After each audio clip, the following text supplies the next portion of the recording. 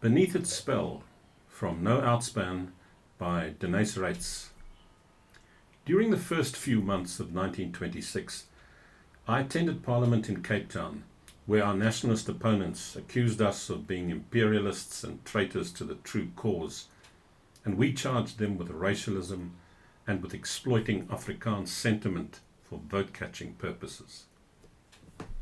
This sort of thing has gone on since 1912 and will no doubt continue for another generation or two until we realize the futility of it all. In spite of our wrangles, I was on terms of personal friendship with some of our enemies, chief of whom was my successor, the new Minister of Lands, Mr. Piet Grobler. He was a relative of the late Paul Kruger, and he was a gentleman of the old school, liked by everyone, regardless of party cleavages.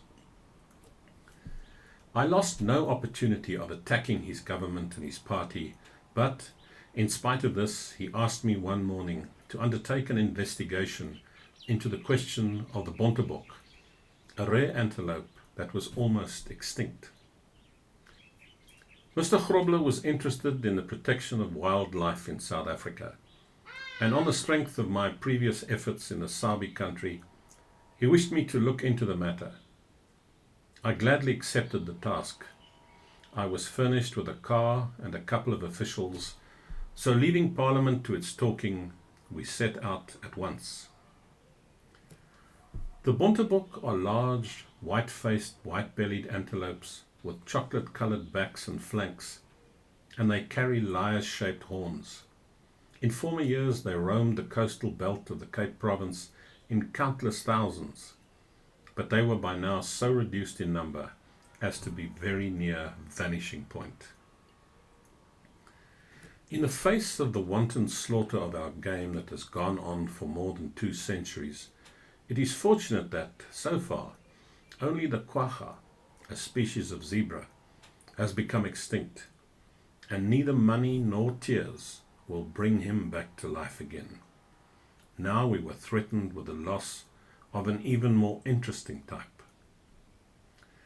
This was largely due to indiscriminate hunting, but also to the fact that the bontebok die out if they have to share their grazing with domestic stock.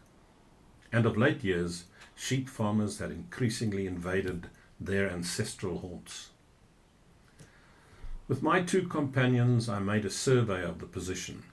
We examined the long strip of country that lies between Cape Agulhas and Algoa Bay, for in this area alone were a few of them said to still survive.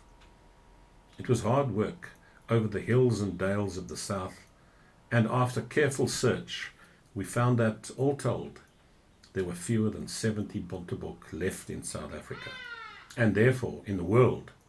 So narrow had the margin of safety become. These were running in small groups, mostly in the neighborhood of Cape Agulhas, the southernmost point of Africa, and it was clear that if immediate steps were not taken, they would soon join the quagga in oblivion. In the end, I was able to find a suitable tract of land in the district of Bredasdorp. We had it enclosed by an 8-foot wire fence, and, enlisting the help of neighboring farmers, 16 bontebok were, with difficulty, shepherded through a V-shaped approach and driven into the sanctuary. Today, the rest of the bontebok have gone, but from those 16 animals, a herd of over 200 has been bred up, and the continued existence of the bontebok is assured.